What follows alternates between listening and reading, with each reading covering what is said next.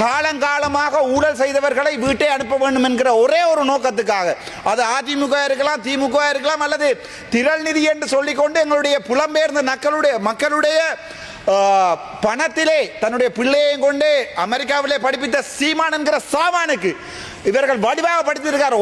ஒரு கட்டுப்பணம் கூட திருப்பி இல்லை.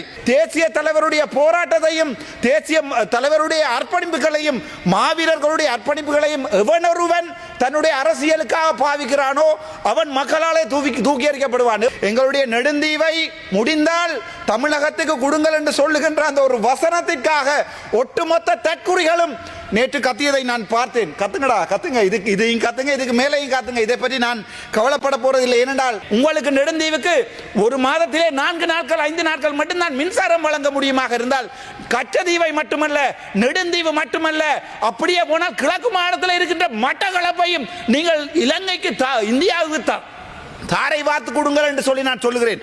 ஏனென்றால் தமிழ்நாட்டு மக்கள் உங்களுக்கு தெரியும், காலமாக எம்ஜிஆர்ல இருந்து தற்போதைய எங்களுடைய ஒரே ஒரு நம்பிக்கையாக இருக்கின்ற விஜய் வரைக்கும் இலங்கை தமிழீழ மக்கள் நம்பியிருப்பது தமிழக மக்களை.